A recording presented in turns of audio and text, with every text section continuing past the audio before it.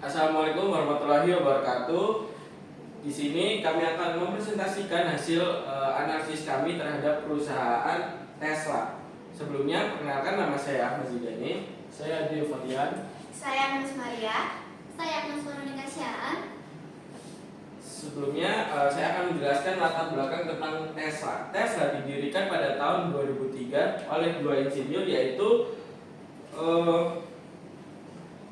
Martin Eberhard dan Mark Tarpenning di San Carlos, California, Amerika Serikat. Mereka mendirikan perusahaan tersebut dengan tujuan menciptakan dan memproduksi mobil listrik secara massal.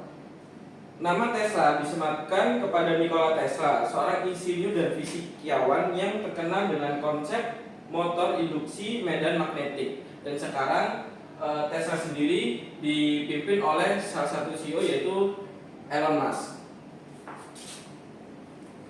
Pembahasan yang pertama adalah cara Tesla memahami, mendekati hingga proses penyerahan nilai pada pasar. Dia tahu bahwa Tesla itu menggunakan metode yang dimana itu adalah metode penjualan secara langsung, di mana Tesla yang akan menjualkan produk produksi mereka secara langsung kepada konsumen, di mana mereka tidak menggunakan tangan kedua atau yang disebut dengan waralaba. Yang kedua adalah Tesla menetapkan pendekatan manajemen kualitas total seluruh bagian, mulai dari produksi hingga pemberian layanan pelanggan. Di mana Tesla ini juga memberikan pelayanan yang terbaik kepada konsumen, di mana mereka juga memberikan dua sistem utama. Yang pertama itu adalah Service Plus and Tesla Rogers. Tesla juga menciptakan suatu aplikasi, yaitu Selalu Room, di mana para pelanggan juga dapat membeli atau konsultasi langsung di web tersebut. Tesla juga memberikan dua sistem. Yang pertama tadi adalah Service Plus, ya di mana para pelanggan dapat mengisi baterai mereka atau menservis alat mereka itu di lokasi yang tertentu yang diberikan oleh Tesla di seluruh dunia. Yang kedua juga ada terdapat Tesla Rangers, di mana Tesla ini juga telah memberikan teknisi yang terampil, ya di mana para teknisi ini akan memperbaiki perangkat Tesla yang ada di rumah kalian.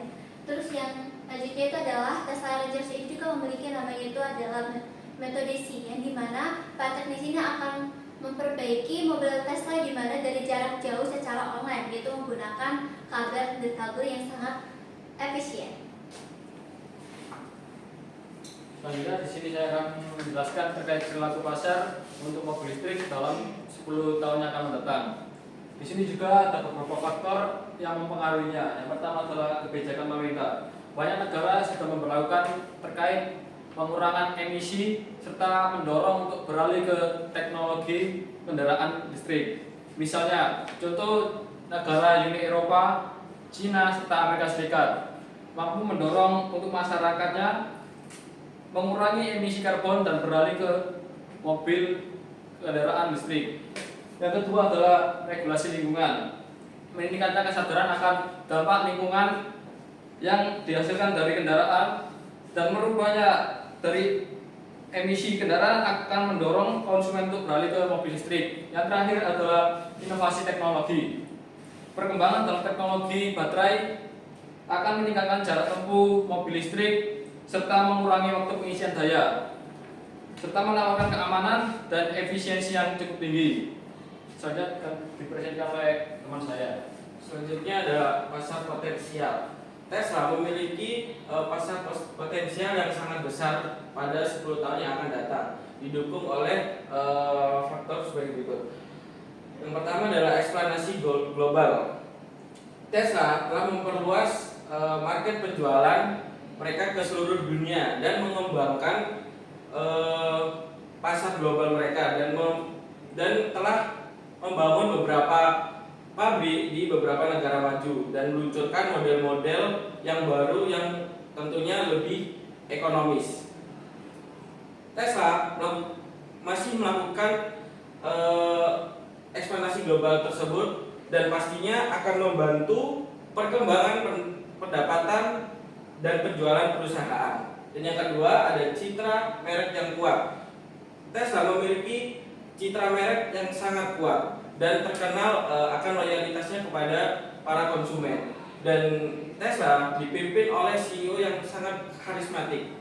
Dan hal itu juga membantu memperkuat merek Tesla di bidang otomotif. Dan yang ketiga ada pertumbuhan industri kendaraan listrik. Sebagai industri di kendaraan di bidang listrik dan menjadi inovasi teknologi bagi banyak perusahaan. Tesla berada di depan dalam memanfaatkan tren ini. Dengan adanya kebijakan pemerintah yang mendukung mobil listrik, pertumbuhan industri ini akan terus meningkat dan menjadikan Tesla sebagai industri kendaraan listrik di posisi terdepan. Terus, apakah Tesla sudah berhasil menjangkau pasar di Indonesia?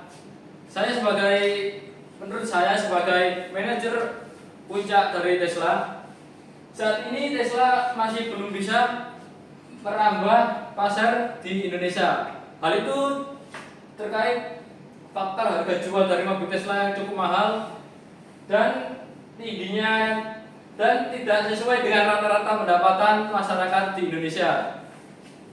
Oke, sesuai yang telah dijelaskan oleh rekan saya bahwa Tesla ini belum bisa masuk ke pasar Indonesia. Jadi di sini saya akan menjelaskan terkait strategi untuk bisa melesat di Indonesia. Yang pertama adalah dapat bekerja sama dengan pemerintah yang harapannya dapat membuat insentif fiskal dan regulasi yang mendukung seperti penurunan pajak dan subsidi. Hal ini bisa membuat para masyarakat Indonesia untuk terpicu dan semakin niat untuk membeli produk ini. Lalu yang kedua adalah membangun manufaktur yang lokal. Jika di Indonesia memiliki pabrik sendiri, jadi kita bisa mengurangi biaya cukai yang sebenarnya kan kita impor ya teman-teman dari Amerika Serikat ke Indonesia. Lalu yang ketiga adalah memproduksi model yang terjangkau. Kita tahu bahwa mobil Tesla itu bukan mobil yang biasa. Dikarenakan mobil Tesla ini biasanya dimiliki oleh orang-orang super sultan yang saya baca menurut data itu minimal aja satu unit mobil senilai 1 miliar. Gimana enggak sultan banget gitu ya. Makanya diharapkan Tesla ini berinovasi lagi untuk membuat produk yang lebih ramah di kantong gitu. Jadi bukan hanya masyarakat yang sultan, tapi bisa digunakan untuk masyarakat umum. Hasilnya adalah membangun infrastruktur pengisian. Jadi dengan menemukan spot-spot untuk mengisi daya, jadi tidak ada alasan untuk bingung, khawatir kalau seandainya berpergian jauh. Lalu sebenarnya ada melakukan promosi dan edukasi. Setelah kita melalui 4 langkah tersebut, udah sepatutnya kita untuk melakukan promosi segencar-gencarnya agar usaha-usaha kita yang di atas itu bisa terlaksana dan bisa mencapai masyarakat-masyarakat yang masih awam dengan mobil Tesla ini atau mobil listrik. Dikarenakan banyak manfaat juga yang bisa didapat baik dari lingkungan dan efisiensi biaya jangka panjang. Mungkin itu saja dari kelompok kami. Jika ada salah kata mohon maaf.